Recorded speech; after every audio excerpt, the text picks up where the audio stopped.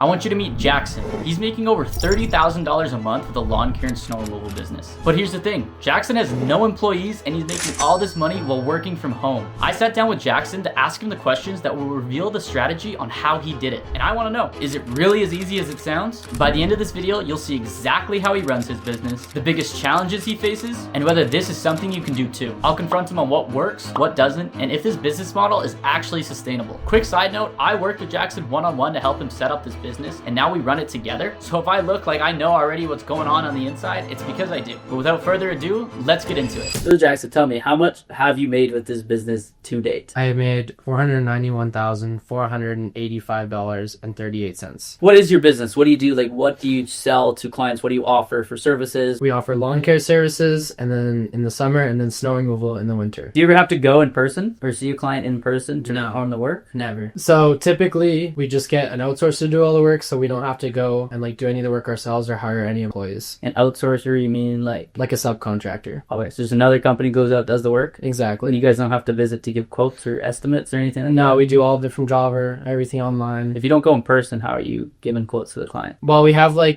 calculator that we can map out people's lawns and properties with. Okay. And then from there, we get the square footage. We have a pricing chart built out. From the pricing chart, we take it and put that number into Java, send the client the quote. How long from hey, I'm going to start doing this business to, hey, I just made my first few bucks online with this business? What was that turnaround time? It was less than a month. Less than a month? Less than a month, we were able to get it going, yeah. Did you guys make profit your first month? It was good? Or yeah. What does a day-to-day look like running this business? Starting off, it's a little bit different from what it is now, but nowadays I kind of just check it on the business, I got a VA, so check in and make sure everything's going well, everything's running smooth, everything's up to date. What's a VA stand for? VA is basically our assistant. She pretty much handles everything in our CRM, client communications, sending quotes out, doing requests. She basically managed the whole business and does all the work for you now. Exactly. Yeah, that's awesome. When you started this business, what did you put the most time into, or someone else that wants to start this, what would you suggest they put the most of their attention into? So setting up the business, what do you really want to hammer out? Make sure you have that down right before you start, getting clients, making the sales. One is making sure you have a good website and ads, of course, and then also making sure you have a good subcontractor locked in. And I know we kind of went in on this business together, you and I. How was that? How was it working with me? What kind of help did I give you in order to set all those up properly? Getting the outsourcing script, so that was really important to secure a good outsourcer that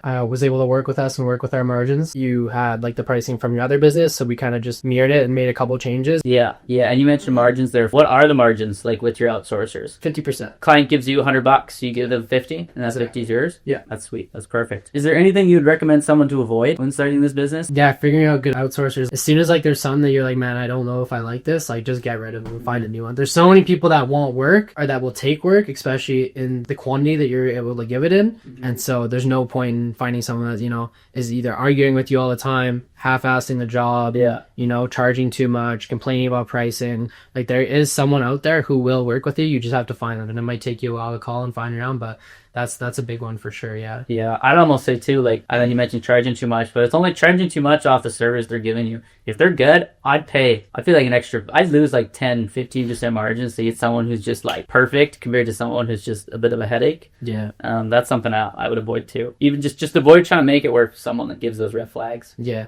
Another thing that I would never do again in pricing is lowering my prices. Because we did that, but lowering the prices just means worse clients because they're all cheap until you don't make as much money. And you might as well just keep your prices, whatever your prices are, and just work on sales and close those clients instead of lowering your prices and getting, lower quality clients. Yeah, exactly. Small little percentages on your pricing, and it affects your bottom line. If you're charging $200 and you give 100 to the outsourcer versus you charge $250, you still only give 100 to your outsourcer. Exactly. So your profit goes up 50%, which means you only have to close half as many guys to make almost the same amount of money. Exactly.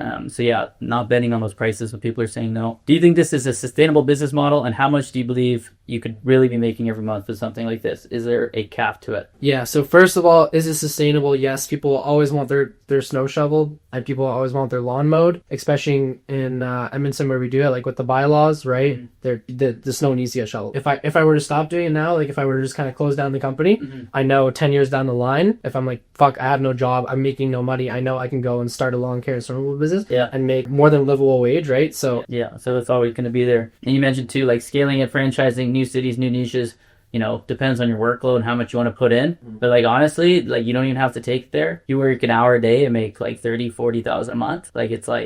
Yeah, you don't You don't have to. Yeah. But like if you want to, you can't. Yeah, The option's there. You can make an empire of snow shovelers. Yeah, exactly. Just the snow shovel empire. Is this something that anyone can start, or do you need some kind of special requirements? And what are the odds that they would succeed in starting this business? No, you definitely don't need any special requirements. I mean, I went into it knowing nothing about business, knowing nothing about even like lawn care or snow removal, not even like the bylaws, anything like that, right? I had no idea what I was doing when I was able to build this business. Yeah. What do you think the success rate of someone trying to start this is then? I mean, at the end of the day, it depends on if you're ready to work and actually do it, but other than that, 100%. Mm-hmm. Not like drop shipping or SMMA or SaaS or AI agencies. It's just like it's an in-person home service. Like you said, it's sustainable. There's always a demand. It needs to get done. Like you can't not shovel the snow or not mow your grass. I mean, where we live, right? You're going to get a ticket for the city if you don't do that. Not everyone's physically capable of doing that, which means there's 100% always going to be a demand for it. But yeah, you don't need anything special. The success rate's super high compared to the other businesses. A couple last questions here. What do you think the most valuable thing you got from, working and starting this business together? Well, one, I had mentioned it before, is that I'm able to start this business now wherever, whenever I want. Yeah. So even if I were to be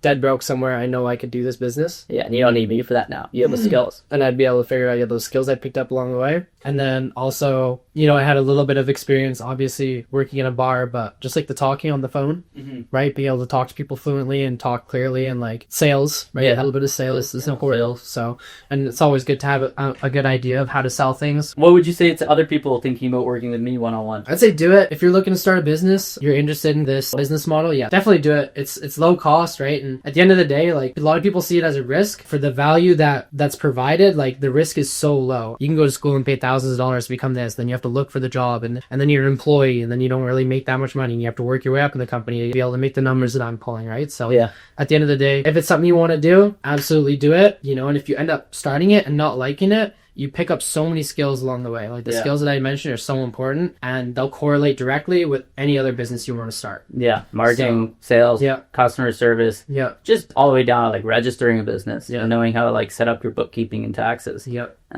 No, I totally agree that if at the end of the day, if it makes you some money and it's not for you, just take it and go do something you're more passionate about, right? Yeah. And if you're someone who's thinking about starting this business but don't know where to start, I actually just posted a step-by-step beginner's guide on how to run a drop servicing business on my YouTube channel just last week. So click the video on the screen so you can learn how to make $30,000 a month every single month, just like Jaxon.